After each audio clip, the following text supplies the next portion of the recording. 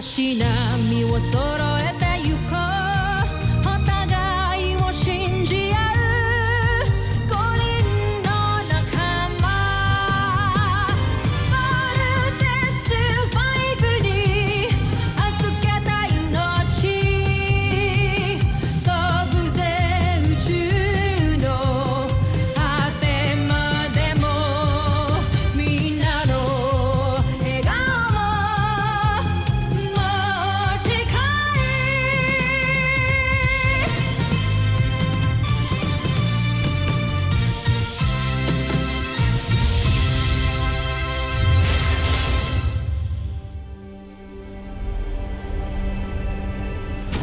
Ang nakaraan sa Voltes 5 Legacy. Totoong naninirahan ng taksin na yan sa planetang ito. Hindi malayong ibahagi niya ang kaalaman at teknolohiya natin sa mga tao. I would like to introduce to you, Voltes 5! Ang pipiliin ko lang ay yung 5 pinakamagaling. Voltes team, you are the last line of defense. May nasasagap ako malakas na enerhiya mula sa islang yan. Malamang sa nagtatago si Voltes 5.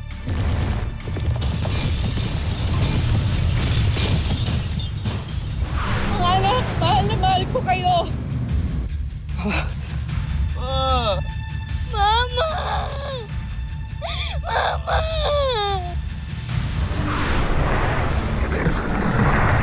Hayaan natin sila umiyak.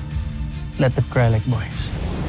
But I expect that when they stand up again, they will rise as warriors and avenge their mother and protect our planet. Rise, Armstrong brothers. Rise. Ulinin niyo akong binigo!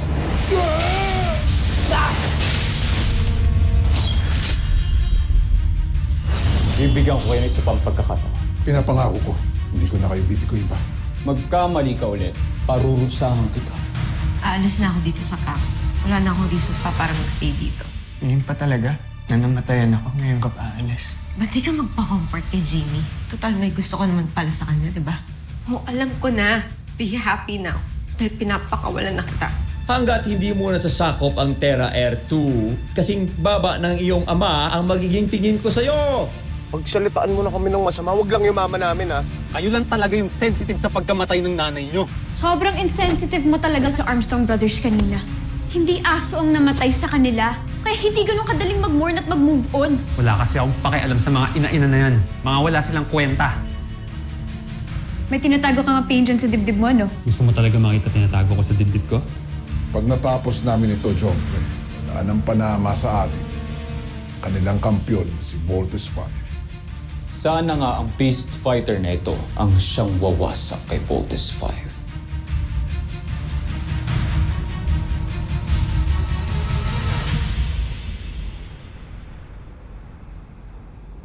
I am really sorry kung nabanggit ko kay Jamie nga tungkol sa nakaraan mo. But she was right. Kailangan talaga maintindihan ka niya. Wala naman ho akong pakialam kung maintindihan nila ako o hindi. Hanggang ngayon pala dala-dala mo pa rin yung nangyayari ng kabataan mo. Sino naman hindi maaapektuhan dun? Sa totoo lang, hanggang ngayon, di ko nga alam ba't kami iniwan ng nanay ko. Gusto mo bang mahalap ko ang nanay mo? Para malaman mo kung ano talaga nangyayari sa kanya. Sige. Papanap ko ang nanay mo and hopefully, maliwanagan tayo kung ano talaga ang nangyari. What if iniwan niya kami para sa iba? What if may iba na siyang pamilya? Anak, yung mas mahal niya kaysa sa akin. Hindi ko ba mas masakit lang yun? At least, alam mo, kesa hula ka ng hula. Sige, ako na ang bahala. At ikaw, pahinga ka na. Tulog ka. Salamat sa coffee. Dr. Smith. Thank you po.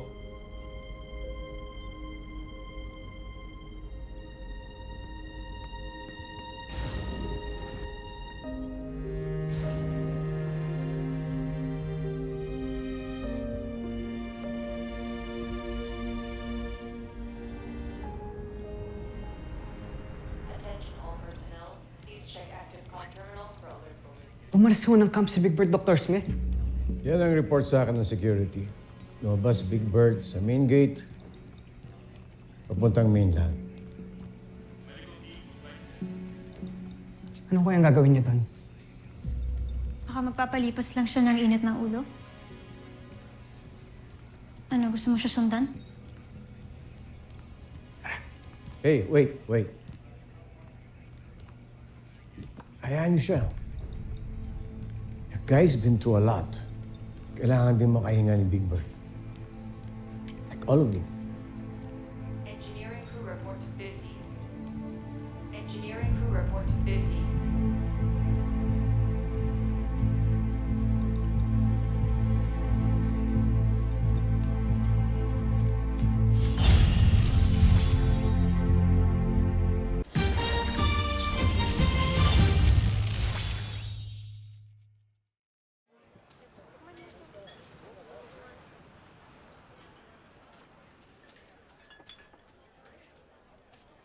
Ma, alam kong paborito mo to, kaya para sa'yo to. Sir, ito na po yung change niyo. Thank you, ganda. Halika, upo ka muna. Sir, hindi po pwede sa amin eh. Akong bahala. Sagot kita sa boss. Huwag ka na maarte. Sige na. Boys, parang nakakarami na kayo ng inom ah. Uwi na kaya kayo? Hoy, wag ka nga mga ilam. Teka, sino ka ba? Tignan niyo muna para naman makilala niyo kung sino ako. Ha? Sundalo ka ng Earth Defense Force? Stick, di ba? Kaya kung ako sa inyo, magdalawang isip na kayo sa mga susunod yung gagawin. Alam mo, ang yabang mo eh, no? No touching! Ah! Uy! Sabi na no touching eh! Loko! Pasikat ka, ha? Ulit mo, ha? Ano? Maayos na kayo!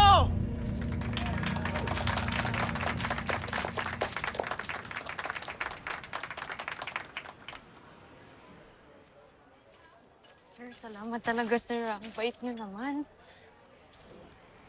Sus, wala yun. Malit na bagay. Hindi, sir. Hindi na maliit na bagay yun sa akin kasi lagi akong naharas eh. Kaya akala ko lahat ng mga lalaki, mga bastos. May mga guys pa rin pala like you, no? Thank you talaga, sir. Thank you po. Parang mas mabango pa to sa pizza ko, ha? Sir, ano sabi niyo, sir? Ay, hindi. Sabi ko baka lumalamig na yung pizza ko. Ay, oo nga pala. Sige, sir, kain na po kayo ulit. Sorry po. Sorry, I'll get you ice cream. It's on the house po. Okay, wait lang po. Teka lang. Ako nga pala si Big. Hindi, Bert na lang. Huwag mo na ako tawagin, sir. Bert. Judy.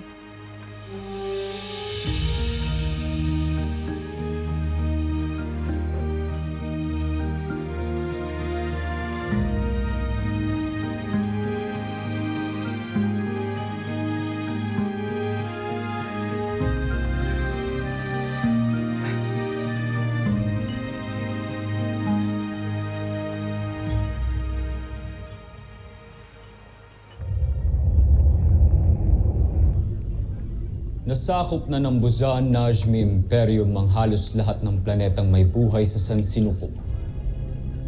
Maliban sa Terra Erto.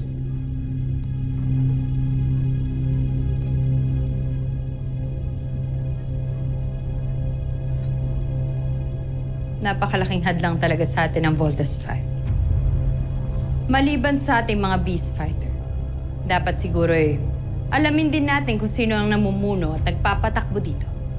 Nang sa gayon ay mapatay natin sila. At matuloy na rin natin ang ating pananakot.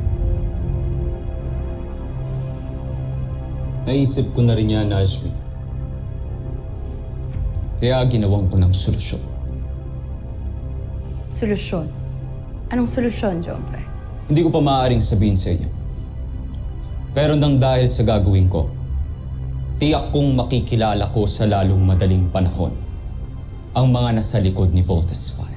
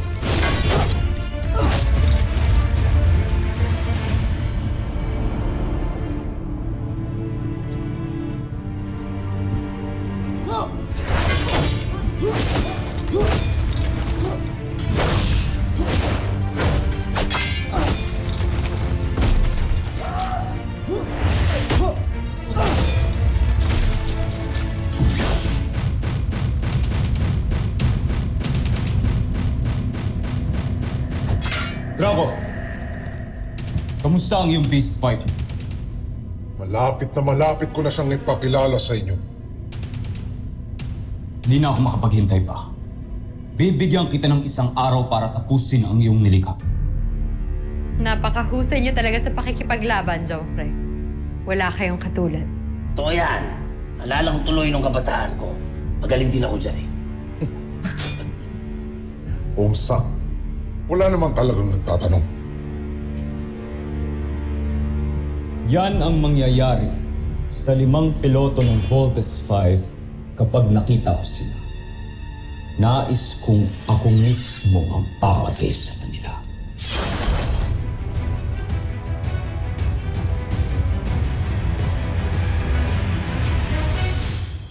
Alam mo, Judy, simula nung nawala si Mama, parang wala na akong gana sa trabaho ko.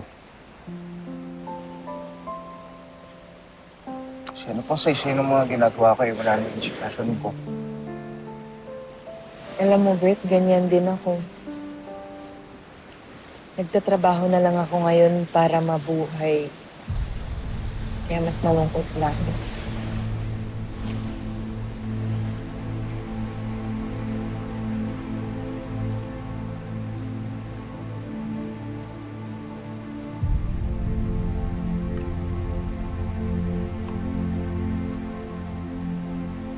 Ito, para sa mga taong gaya natin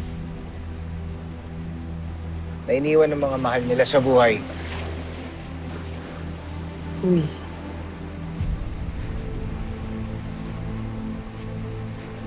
Ito naman, para sa lahat ng juice na iinumin pa namin para matulungan na kaming mag-move on! Cheers! Cheers!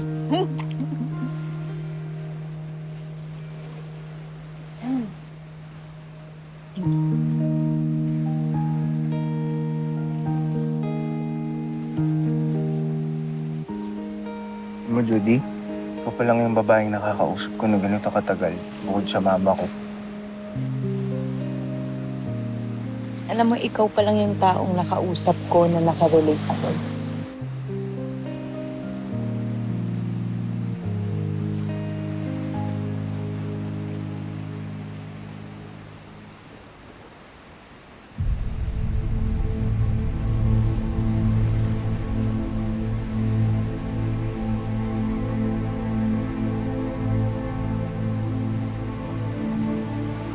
Sorry.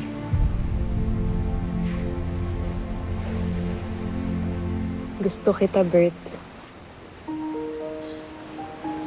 Gusto rin kita, kaya hinay-hinay muna, please. Gusto rin kitang makilala pa.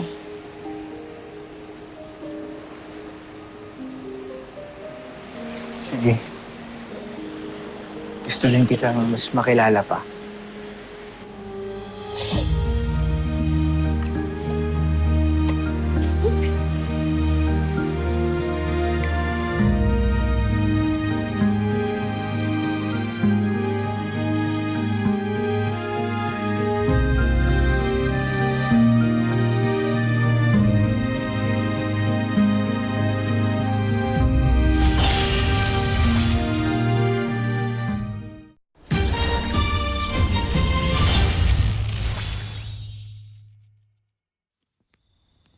Steve, the tea is ready.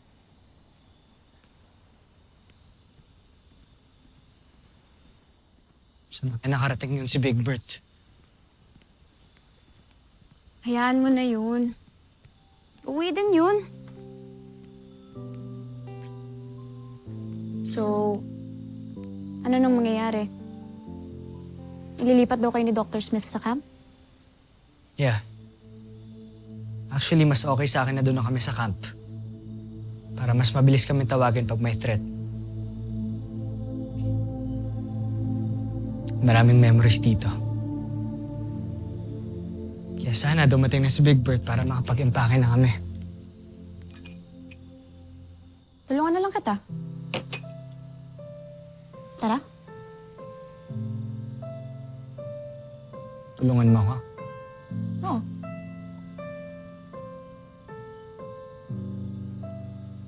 Bait mo naman. Bakit naman ako hindi magiging mabait sa'yo? Kaibigan kita. Kababata pa kita. Oh, so ano yung rason? Bagay. Pero ikaw,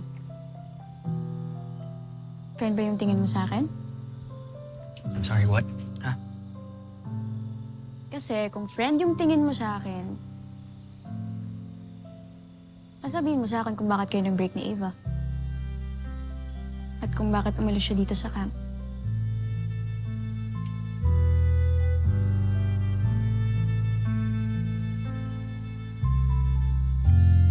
Oh. O bakit di ka makasagot ngayon? Kung may problema, no? So, tama nga yung mga kapatid mo nung sinabi nila na may crush kang iba. Sino na nga kasi? Sabihin mo na nga kasi sa akin. Sige na. I'm sorry, pero feeling ko this is not the right moment to talk about it. Ang dami kong iniisip yung pag-iimpake, si Mama. Nga pala. Sorry. Napakabuli kaya sa akin nun. Diba? Kaya good riddance na rin na wala na siya. Pero, pag ready ka na, sabihin mo rin sa akin kung sino yung crush mo. Okay? Yeah. Okay. Ano? Tara? Let's go!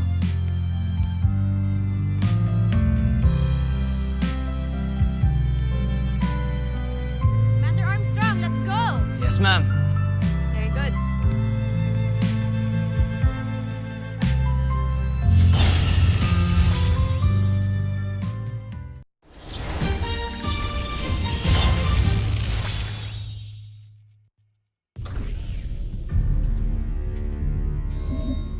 Aking mahal na alagad, ano ang iyong balita? Magaling. Mahusay at ginawa mo ang iniutos ko sa'yo. Umaasa ako na sa susunod nating pag-uusap ay may maganda ka muling balita. Joffrey, sino ang kausap ninyo? Ang aking espiya na ipinadala ko para makisalamuha sa mga tao. At may maganda siyang balita.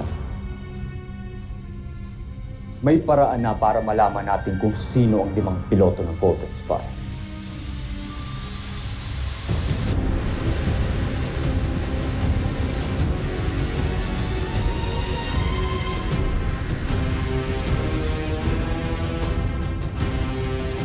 Susunod sa Voltes 5 Legacy.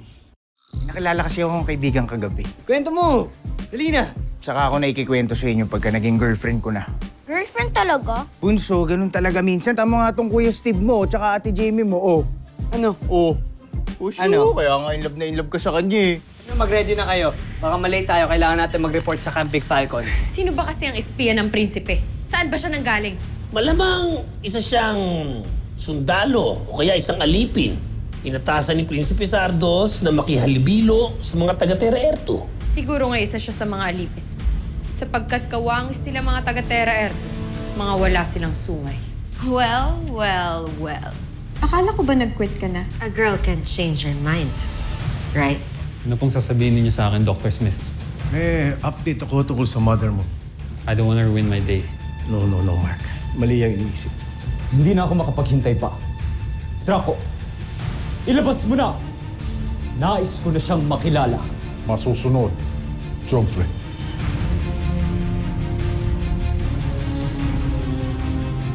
Is that for me? Akala ko umalis ka na.